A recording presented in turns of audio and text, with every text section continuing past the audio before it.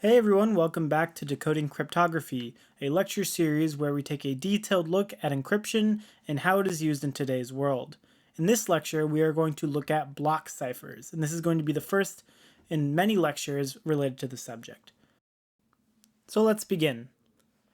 In a previous video, we looked at the one-time pad, which is also known as a stream cipher, where each bit in the message space is encrypted by a bit using the key. However, we looked at how the one-time pad is difficult to achieve in practice because of this scaling issue.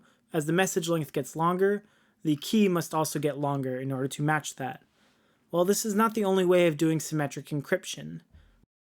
Instead of encrypting the message bit by bit, we can actually encrypt chunks of the message using what's called a block cipher. And so for today, we're going to do a quick introduction into the idea of a block cipher, and then we're going to look at the first standardized version of the block cipher known as the data encryption standard, which uses a Feistel ladder structure in order to achieve its randomness. We're also going to take a look at the triple DES, which is an extension of DES to create a larger key length. So let's begin. First, we're going to do a little bit of a review. This is going to look very familiar to you if you've seen previous videos. This is the setup for the symmetric encryption scheme. Alice has a message that she encrypts using a key K, which is then sent as ciphertext across the channel and then decrypted using the same key K at Bob's location. Meanwhile, what Eve sees is C, and our overarching goal was to make sure that C did not reveal any information about the message M, or in that case about the key K, which would inevitably lead to knowledge about the message M. And so what we saw was that the visionary and one-time pad ciphers, also known as stream ciphers in this case, would encrypt the message bit by bit using their key K. In the visionary case, it repeated the key. In the one-time pad case, it used a random, unique key that was never repeated. Block ciphers are going to operate a little bit differently. This time, you're going to break up the message M into fixed size blocks, and they are going to be encrypted using the same fixed size key K. What's important to note here is that the block size and the key size do not necessarily need to be the same length in order to encrypt them. And we'll see how this works later on. So let's think about what makes a block cipher secure. We've discussed before that visionary ciphers were not secure because they repeated the key. And so how do we measure security here?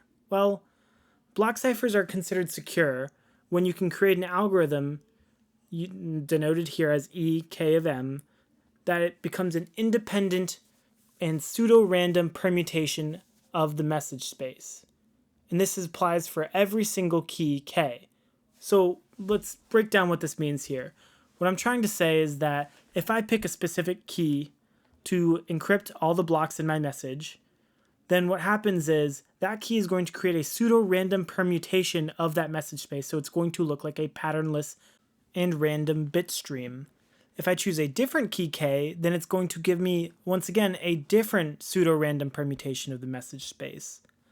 And we can't forget the fact that these have to be independent random permutations, and so changing even one bit in the key K will result in a completely different permutation of the message space. And once again, we are using pseudo-randomness to approximate this because it's very difficult to generate true randomness. And so let's look at what the properties of a block cipher are. The first property is that it has to be invertible. You have to be able to recover the message because if you can't, then there's no point in doing this at all. Bob would just get a jumbled ciphertext that he doesn't understand. The second property, and I put this in quotation marks because we have different definitions of security that we've seen so far, is that it needs to be secure like an ideal cipher. And so what this means is kind of what I already mentioned before. It needs to be an independent pseudo-random permutation of the message space for each key. The third property is that it needs to be robust against cryptanalytic techniques. And the reason it needs to be robust against these techniques is because we're going to see in a later video that there's a lot of statistical tests that you can do other than brute force that actually are able to crack these block ciphers. So the fourth property is going to be that it has to be efficient and it has to be easy to implement, because if it's neither of these things, then neither Alice nor Bob will want to do it. And the name of the game here is speed.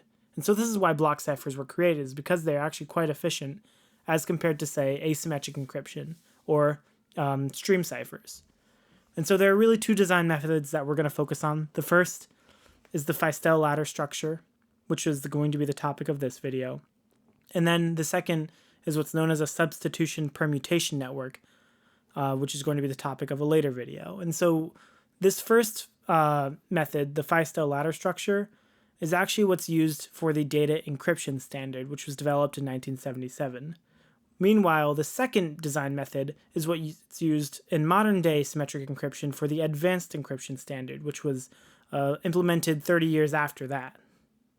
Actually, it might have been 22 or 24 years after that, I can't remember. Anyway, let's take a look at DES.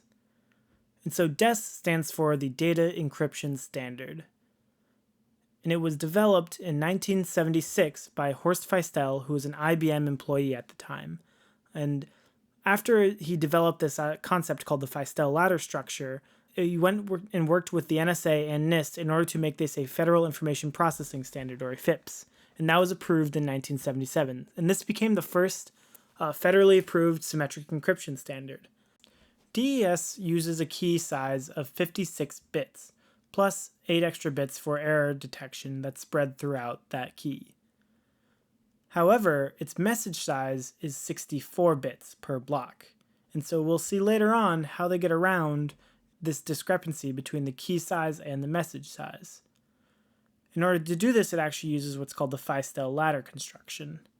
When designing this Feistel ladder construction, Horst Feistel had to design it with the adversary in mind. And in order to do this, he actually assumed that the adversary would know some number of message and ciphertext pairs, and that they could use this information in order to crack the cipher. So the Feistel ladder construction works in the following way. First, the message is broken up into two blocks. You have the left side and the right side, and both of them are going to be 32 bits.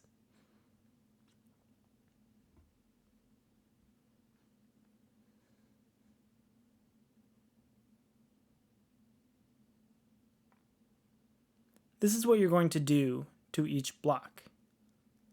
First, you're going to have what's called a Feistel function, or F function, and that is going to be taking the right block as an input, as well as the round key for that particular round. In this case, the round key is going to be a key generated using that original key that is going to be applied only specifically for this one instantiation of the Feistel function. In this case, the round key is going to be 48 bits. It's generated using what's called a key schedule for each round. Both of those go in, and then the output of that is going to be XORed with the left-hand side of the block.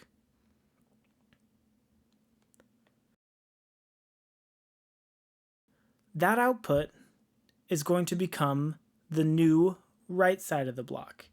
And the right side of the block is going to become the new left side of the block. And so they're just going to swap places. And so now what we have is on the left side, L1, we have R0. And on the right side, R1, we have the XORed output, which is going to be L0 plus F of Ki and R0.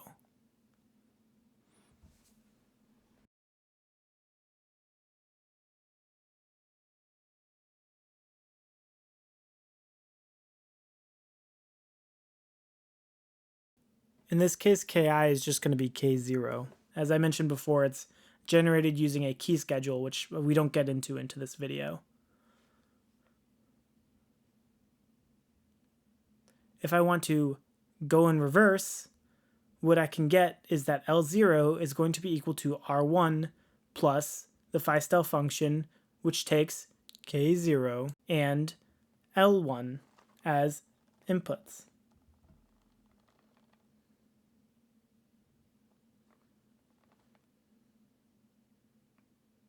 And so this is going to be continued for 16 rounds. And at the output, you will have the ciphertext.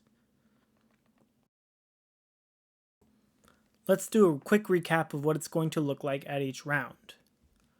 For the encryption, at each round, we're going to have Li plus 1 equal to Ri. We're going to have Ri plus 1 equal to Li plus F of Ri and Ki.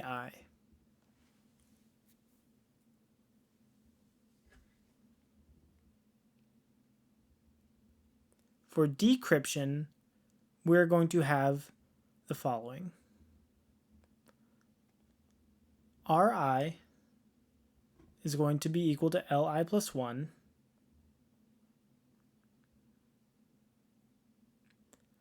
And Li, as mentioned before, is going to be equal to Ri plus 1 plus F of Li plus 1 and Ki.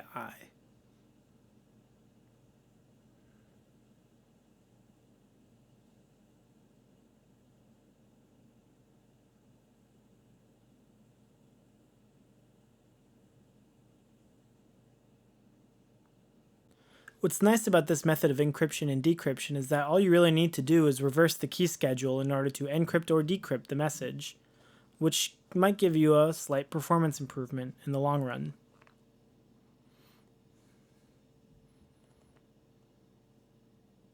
So we're going to take a closer look now at the phi-style function itself. The phi-style function, as mentioned before, takes two inputs. First is R0, which we're going to put on the left-hand side.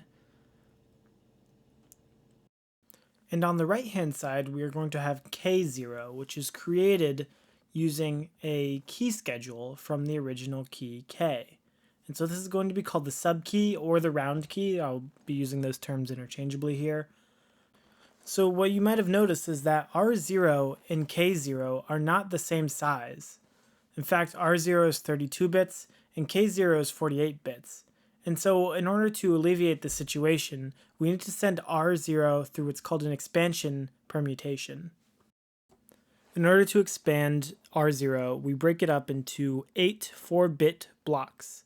And with each 4-bit block, we're going to append 2 extra bits to the end. The first bit we append is the last bit in that 4-bit block. And then the last bit we append is going to be the first bit in the next block.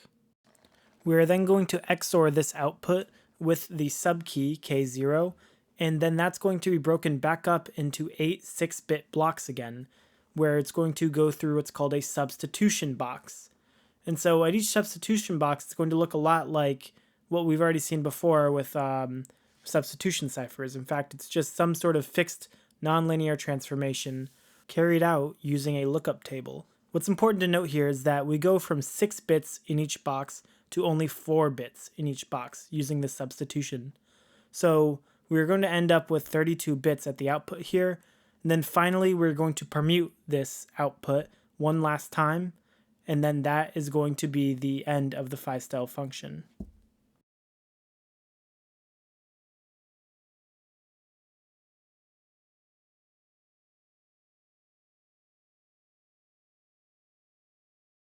We now have a rather comprehensive understanding of what DES looks like. So let's discuss some of the problems with DES. Well, really there's one main problem, and this was a problem even during its development in the 70s. The algorithm received a lot of criticism for only using a 56-bit key. The reason this is the case is because it's actually rather easy to brute force this key and crack the cipher. And so this is one of the glaring issues that DES has. Well, if the key is too short, why don't we just triple it? Hence, the development of triple DES.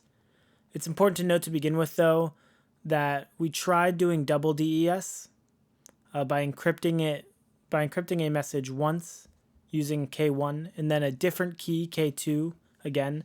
However, one of the problems that we ran into was the fact that using this method, you can actually break it using what's called a meet-in-the-middle attack, not to be confused with a man-in-the-middle attack.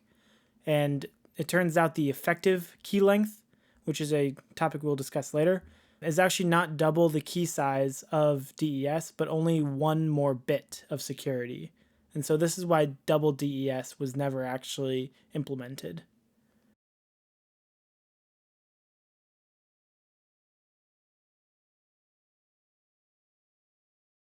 Triple DES, however, does substantially lengthen the key, and it works in the following way.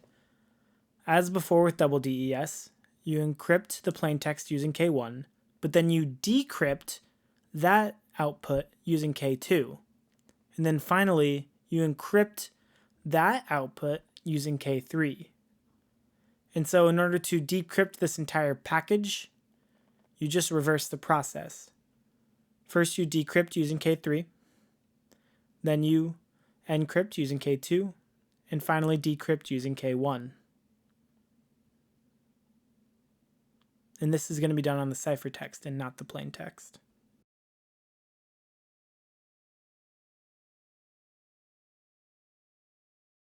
By employing this method, we've taken the key size, which was originally 56 bits, and lengthened it to a key size of 168 bits nominally, so long as K1, K2, and K3 do not equal one another. And we will call this keying option number 1.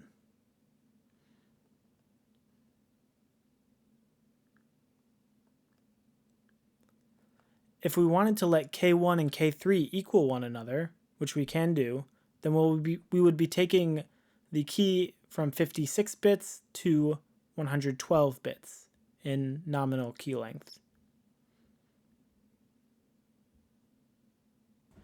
If K1 were equal to K2 or K3 were equal to K2, then what we'd end up getting is single DES. Similarly, if all the keys were equal to one another, we'd get single DES, which is why we don't do this. Now let's talk about something called effective key length.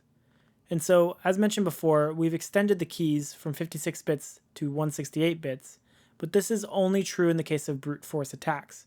Some other attacks have been discovered on triple DES as well as single DES in order to shorten the effective key length. And so on keying option number 1 in particular, we've found a way to shorten the key length from 168 bits to 112 bits effectively using the meet and middle attack.